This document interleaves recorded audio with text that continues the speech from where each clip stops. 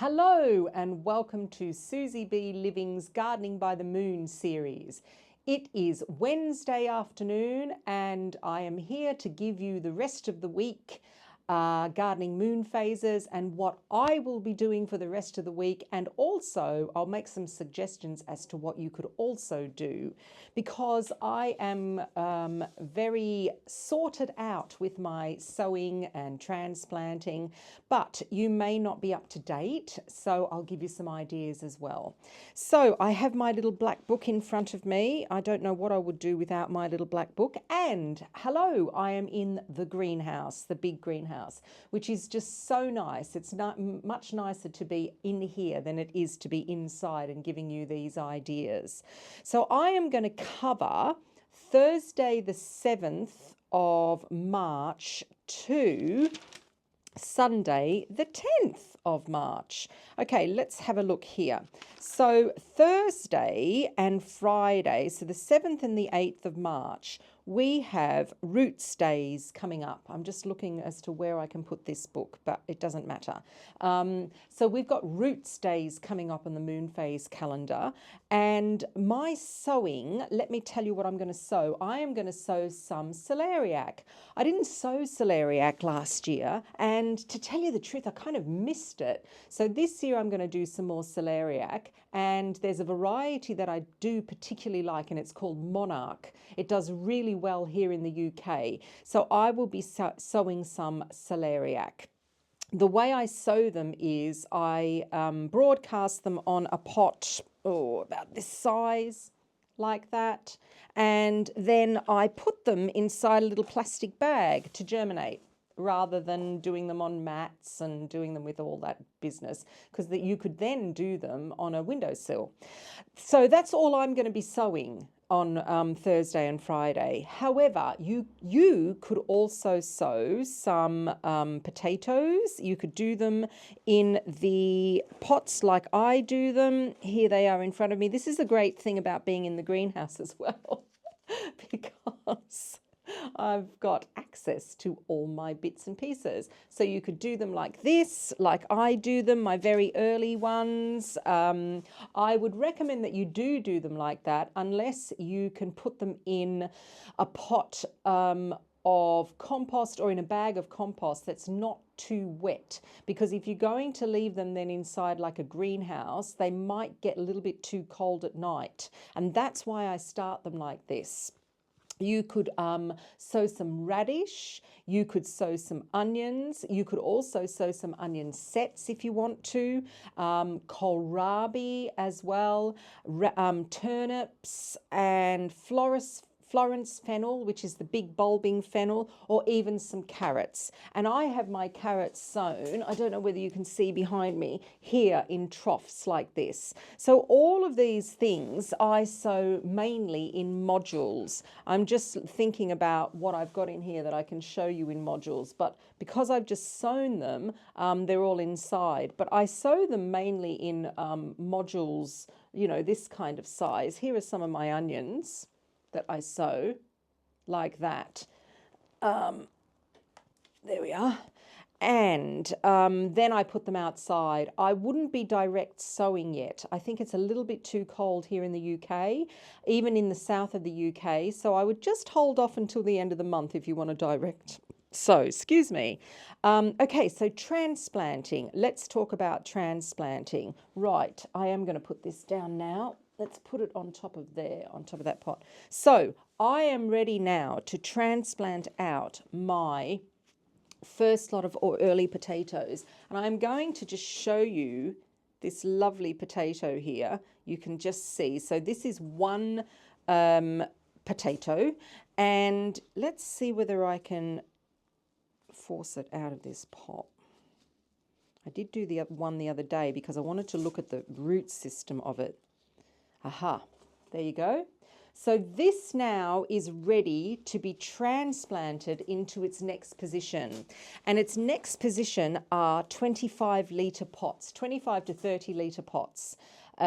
So I will be putting 2 of these. So remember, it's only 1 tuber per pot, 2 of them per 25-litre pot. And I'll show you a little video of how I do that. If you want to go back and have a look how I do these, then have a look at, I loaded a video, I think it was yesterday actually, of how I start off my early potatoes like this, and then the next step for the next lot of potatoes that I sow. Okay, so that's my potatoes that I'm putting out. The next thing I will be transplanting out is my next succession of radish. They are inside, so they need to come out, and I will be putting them in a veggie pod. I have my first succession of radish in a veggie pod, and the second succession of radish will be going in my other veggie pod. The other thing that I am going to start planting out are these here. So these are my beetroot, as you can see, and they are ready to go out. Now these beetroot are going to go, here are the red ones. They're very leggy, but it doesn't matter because I plant them very deep. These are going to go under cover. So they are going to go in my greenhouse on the allotment, and I've got a bed here at home, here in the kitchen garden, that I can put them in as well. And these are going to be a very kind of early crop of beetroot that I'm going to have. The ones from store are going to get me through, I would think, until end of April, and then I can start on these. So they're going to be transplanted out. So that's my transplanting that I'm going to be doing. My weeding and maintenance, I've got some red onion sets over at the allotment. I'll have a look at those. I've got some salad onions here at home in a bed. I'll have a look at those, weed around them, check them out as well. I've got my garlic. I'll have another look at that, see how that's getting on. My leeks as well. That needs a little bit of weeding, that bed. And I'll just have a look at my radish that I've got in my veggie pods. So that's my weeding and maintenance I'll do on roots days. Now, feeding and watering, I'm already starting this year to start to feed things. And I am going to feed my onions and my garlic as well, because yellow tips are forming on some of my garlic, so I will be feeding them. I have a purpose fertilizer for onions and allium, so I will be putting that on. But if you don't have anything like that, you can also use like chicken pellets. That's very good. So if your garlic is getting yellow tips, that means that it's lacking nitrogen. Remember, this garlic's been sitting in the ground since, well, mine's been sitting in the ground since October. So, you know, it needs a little bit of help. So that's what I will be doing for my feeding and watering. All right, let's look at Saturday, the 9th of March. Saturday is a flowers day on the moon phase calendar. I am not sowing anything because I am up to date with my sowing. However, if you want to sow anything, any edible flowers, then I suggest that you sow some calabrese or some broccoli and also some cauliflowers. Now, you know my favorite, if you follow me, you'll know that my favorite cauliflower is the purple one, which is called graffiti. What I do is I sow them in this kind of container, that size container, and then I prick them out and I pot them on. So you can do that. Now let's talk about ornamental flowers, because I said I was going to actually include those as well on my moon phase days. So you can be sowing hardy annuals such as calendula, ammi, nasturtiums, violas, all of those things, scabious, they can all be sown into modules. You can be sowing perennials if you want to as well. Things like any kind of tubers, like lilies, any gladioli, any freesias for the summer. Crocosmia can be also put into soil, and start your dahlias off. That's all what you can be doing, as I put that down as sowing.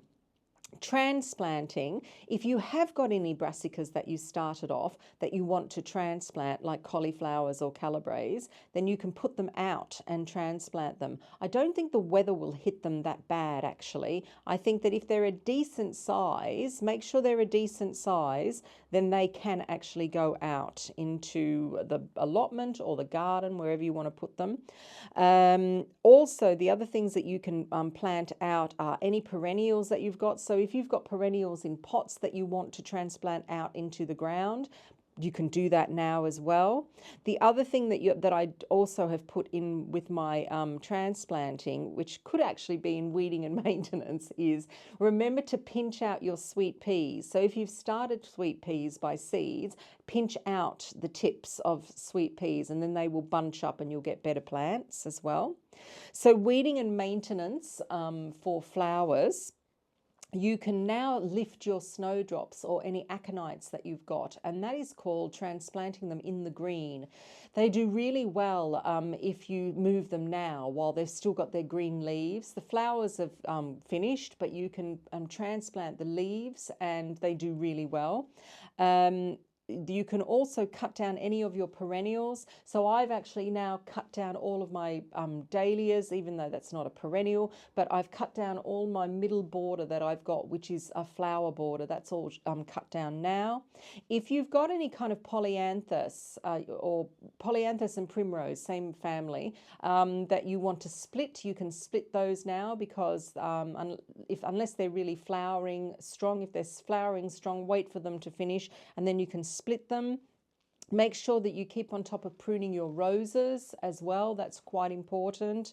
You can deadhead your hydrangeas now. I think you might be safe to do it. Just have a look at your forecast though, because if you are expecting some really cold weather, maybe hold off a little bit longer. But our frosts haven't been as bad, so it's fine to do it. And if you've got forsythia that has flowered already, you can prune that back as well. It does really well straight after flowering. Okay, so that's that. Now feeding.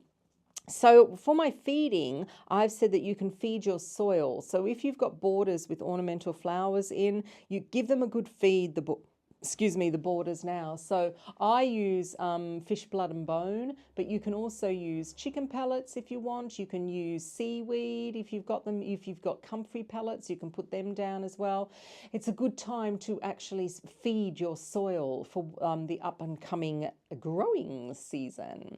And that is Saturday. And our last day, Sunday, the 10th of March, is an unfavorable day. Now, this is interesting because we have quite a few unfavorable days coming up.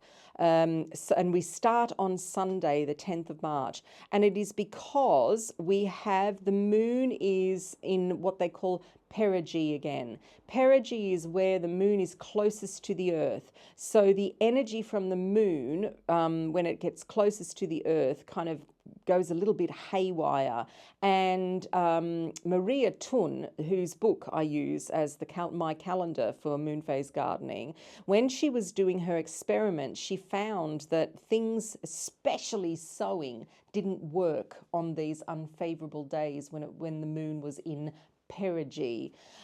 So that is a great day to do any kind of spring cleaning that you've got to do. Clean your greenhouses. If you want to start sweeping up outside and getting your patios ready and all of that, or even spring cleaning inside, then it's a great opportunity to start doing it then.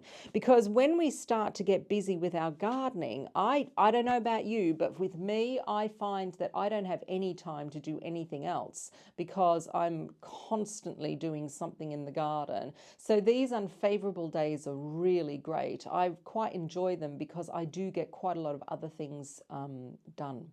So that is your week. I hope that you've enjoyed being in the greenhouse with me. I've definitely enjoyed being in the greenhouse. I keep looking at all my things that I've got here growing. And I will be back on Sunday night. Also, I will be you'll see my gardening week that will come out on the weekend as well. And if you subscribe, then you'll keep getting my videos. You can also turn on notifications. So every time I put a video out, YouTube will notify you that I've put a video out for you to watch. And I hope that you've started to garden. I hope that you're sowing seeds now, and let's have a really fantastic year of growing. If you follow along with what I do and my advice, and you don't have to completely follow along, but if you do, then you can ask me questions all the time. I can always answer the questions for you, and I will guarantee you'll have a good growing year. I hope I do. I had a look at the long-term forecast, and they were saying it's going to be quite a wet year. I mean, not that they really can forecast that, but hey, we have to adapt then, don't we? All right? All right. I'll see you later. I'm Susie B from SusyBLiving, and I will see you next time. Bye.